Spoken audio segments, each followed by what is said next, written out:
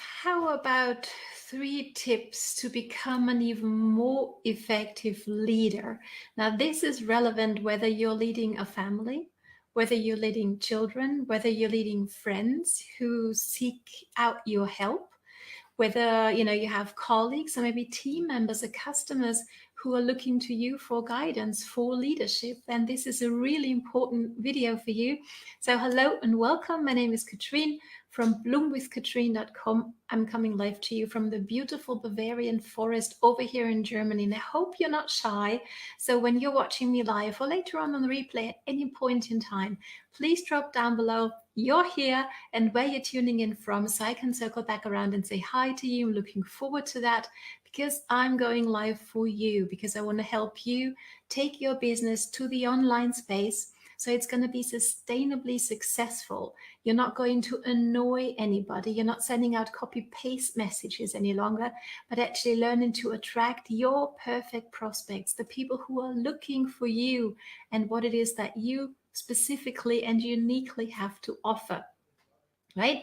And to enjoy this process. So it's going to be a soulful success that you're creating for yourself, instead of feeling you need to kind of like sell your soul to make money, which isn't true, right? So let's dive on in. I'm going to tell you a little bit of a funny story, because a few years ago, it's actually quite a number of years ago already, my partner and I were newly, freshly in love. And so I made him go to a dance class with me. Let me know whether you can relate. And this is valid and very, very important when it comes to leadership, because I learned a very, very important lesson in that dance class. So as you may be aware, I'm a body and dance therapist, but my dance career started out in that dance class, right? So my partner was having a really, really difficult time leading me. I was the one leading him, right? I kind of like knew the steps better. And so I was the one leading him more than he was leading me. And the teacher noticed that, right? He was a very, a gentleman, but somebody who thought that absolutely no, men need to lead women, especially when it comes to dancing. So he came over and told my partner, well, you just got to take charge of her, right? You just got to grab her and you direct her and it's all going to go smoothly. And then my partner tried doing that and it was disaster. We would step on each other's toes and it really didn't feel very good for neither of us. And then the teacher came along and said, you know what, lady, I'm going to teach you that you need to be led. And so he tried to do the same thing and it did not work at all. I actually stopped the dance class and I thought, you know what, I'm just not cut out for dancing, which is presumably why I found my way into body and dance therapy at the end of the day. But funny story, and let me know whether you can relate to this one, because I hope I'm not the only one who's difficult to lead when it comes to dancing. But here's the thing. When we are trying to be that dance class teacher, right, and tell people what to do all the time and be very, like in a way pushy, right, that's not very effective leadership. Would you agree? Because I stopped my dancing career because of that. I don't know whether it would have gotten me far anyway, but I enjoyed it, right? But that might actually be something that we might be doing in our own leadership when it comes to helping our team. So let's not make the same mistakes. Let's not do the same things with the kids as well, right?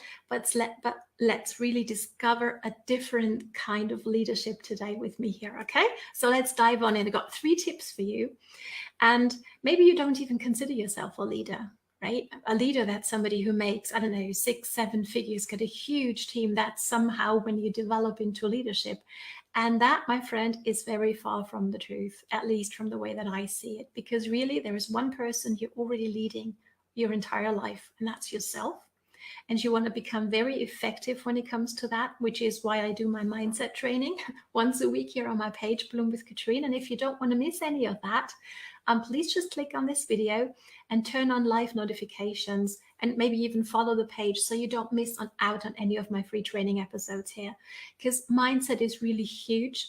because I can teach you all the skills, to build online, but as long as you don't consider yourself a leader, as long as you, don't have the right kind of mindset, you're going to self-sabotage your success. Let me know whether you can relate to that one. So, okay, you are a leader in your networking career as soon as you sign up your first customer, and latest when you sign up your first team member. Okay, so there's always one person you're leading already, and that's yourself. If you've got kids, you're leading them as well, of course. So 3 tips to make that more effective and more enjoyable as well. Okay, so tip number 1 is do not get defensive. And this might be difficult if that's your default reaction when somebody brings you sort of a negative feedback, or gives you what's that called in English? Constructive criticism, I think that's the term, right?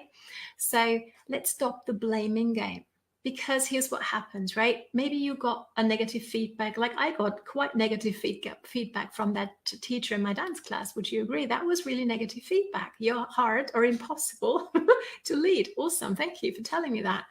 Maybe your kids give you negative feedback. Maybe team members give you negative feedback, okay? And very often, and I know this has happened to me, and it might still be happening now without me actually realizing it. So I want to pinpoint this for myself as much as for you to actually become aware of this. How do you react to negative feedback brought to you by doesn't matter who, okay? Do you go, I know, but, and then comes a very valid reason for not doing what it is that they would have wanted you to do, for example? Or do you go ahead and say, or find yourself saying, yeah, but I was so busy, or any valid excuse, because at the end of the day, it is an excuse, isn't it? So what I would recommend us all to do, okay, and I'm talking as much to myself as to you again, okay? Let's take a deep breath when that comes, when you hear that kind of negative criticism and you can feel the excuse wallowing up inside of you. Take a deep breath and maybe even a step back, okay? And say, I know, and not but. Stop the but in the sentence, okay? Don't go to the excuse. Don't go to the valid reason. Don't go get defensive. But really stop at the yes, take a deep breath, stop at yes, I know, or thanks for letting me know, thanks for bringing this to my attention, because we do have blind spots, right? Things that we're not aware of. Maybe there is a lack, there's a missing link in our team system, right? And that's very important to become aware of that so we can close the gap. So it's a good thing people let us know that there's something that they're struggling with or that they need differently from us. Would you agree? So stop it. Yes, I know. Don't go to the but. Leave the but out. Okay? And think, can I work with this? Is this valid, what they're bringing to my attention? And sometimes it isn't. Sometimes you can't work with it. Sometimes it's downright negative, right? I've experienced that. Let me know whether you can relate as well. So in that case, smile and give them a thank you for their feedback anyhow, because they've taken the time. Never ever take these things personal, because especially when the criticism is brought to your attention in a way that's not very positive, it's usually very much more a reflection on where they are at in their journey, what's not working for them, and how they're feeling about it, than about you and your leadership. Does that make sense? Let me know. Okay, so very rarely feedback is actually given to hurt you, but to actually try to help you. So let's thank people for that. At least that's what we can do. And the culture in our team is going to be very different. And that actually leads me into step number 2, which is creating a culture of mistake. That's not, oh, no, that wasn't me, right? So here's the thing, and it's actually about taking responsibility. I'm raising a son. As you might be aware, if you've been following me for any length of time, you might have seen him already. He's 12 years now, and he's starting to try to hide mistakes from me, right? So he knows he's done something wrong, and he's trying to hide it from me. So I'll go like, did you do, I don't know, your exercise for maths, for example? And he go, yeah, I did. And then when I, like to see it, he goes, actually, I didn't do it. Right? So then he starts playing the blaming game. Why? giving me excuses why he couldn't do it at the end of the day. And here's what we're working on, that, it's no big deal to have made a mistake or to have not done your homework or whatever it might be, but it happens to all of us. We all make mistakes. I forget things as well, right? And I'm sure you do too. So, but I'm working on him admitting his mistakes to me, admitting his shortcomings to me, because I keep on telling him, Mama knows anyhow, right? So you might as well admit to the thing, and then we can work with it. So here's something important to remember. Again, talking to myself, because I can get a bit grumpy at him when he does that with me. Mistakes are never intentional.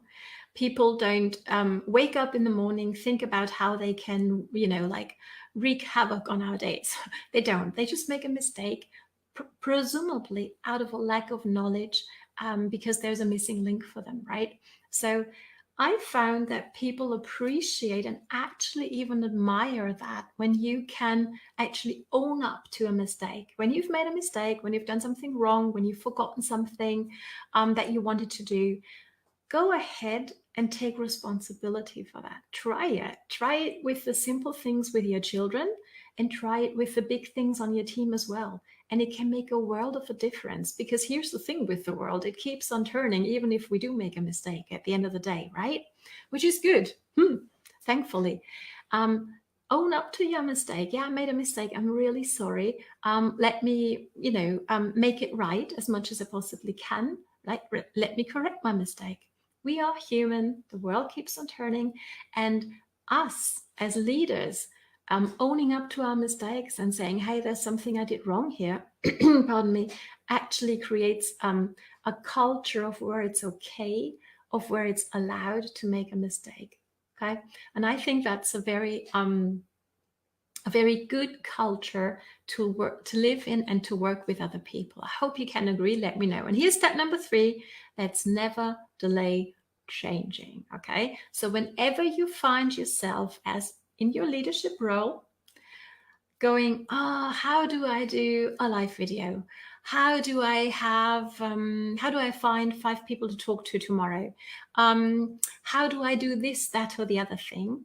Let's shift that, because what we're doing there actually is presumably overthinking the process, getting lost in the how, and not doing the what, which is really important.